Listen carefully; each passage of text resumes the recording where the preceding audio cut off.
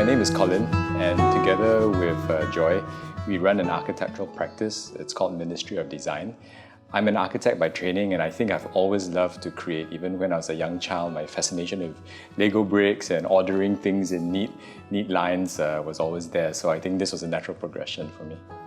So he's the creative, I'm the suit. We didn't imagine we would set this up from the start. My background was in consulting and doing business processes. Yeah, but after we got married and we started this, we said, yeah, why not? It'd be great to do this together. Prior to becoming a Christian, the purpose in life for me was very simple. It was fulfilling a very deep, innate creative desire and achieving success in it. And also probably things like finding a good partner in life and having, for all intents and purposes, a very holistic and rich life. And I thought I had it because I graduated very well, top of the class. I had a dream job. I was offered something even before I graduated, a year before that. I moved to a very exciting city, LA, and I was meeting lots of people and seeing interesting new people all the time. But at the same time, every night I remember very distinctly, I would go home, and before I go to bed, I would have this thought, if I didn't wake up tomorrow, it wouldn't be so bad, because there was just really nothing to drive me, nothing that really said that this had purpose and meaning. Although in themselves those things were good, but they were not enough, I think. And I think I just needed something to ground them and give them purpose for something greater than themselves. Yeah, so that's what made me look.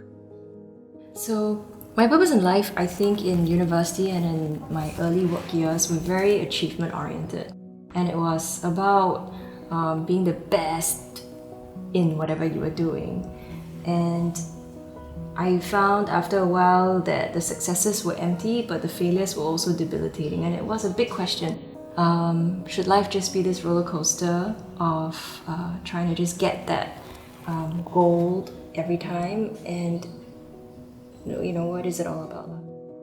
I think when I encountered Christ in a superbly real way in Christian fellowship in university, it was when I then began to see myself the way God sees me. Absolutely nothing, very, very small, but also absolutely loved and cherished. And I think that tension between being so small and humble, but also so valued, was intensely meaningful for me. Yeah, I think it was particularly striking that success can be so fleeting. You cannot bring it to the grave with you. You cannot take it with you when you die. What is the point in all that, right? And I think when we look at the brokenness of this world, we see racism, we see war, we see ugliness in the form of jealousy and anger and all sorts of things.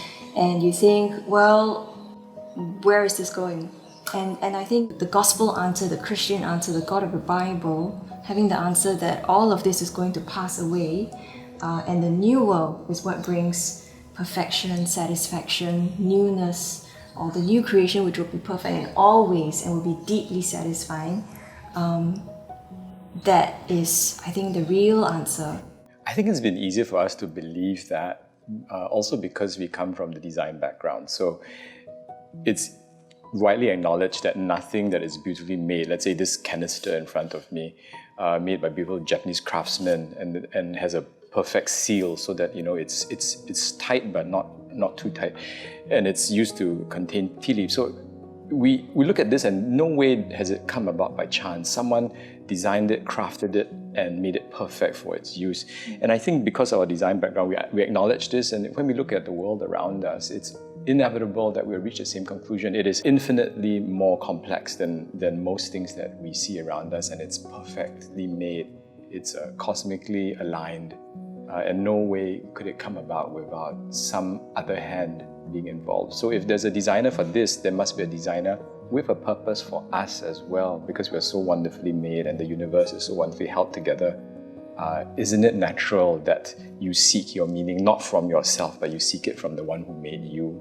And then you live in perfect union with everything around you, because you submit yourself to the greater plan. And that plan is by someone who is much more perfect and much more in control than you can ever be. So it's not a leap of faith, it's a step of logic. There's no other right way to live, except this. I think everyone at a particular point in time or other will have to ask the question, what am I here for? It's why we are sentient beings, right? Maybe certain other beings like animals may not ask themselves that, but because we are human, we ask ourselves that. It's an existential question. So if somebody asked me, what are you here for? I would say, you are here to understand what you're designed to exist for.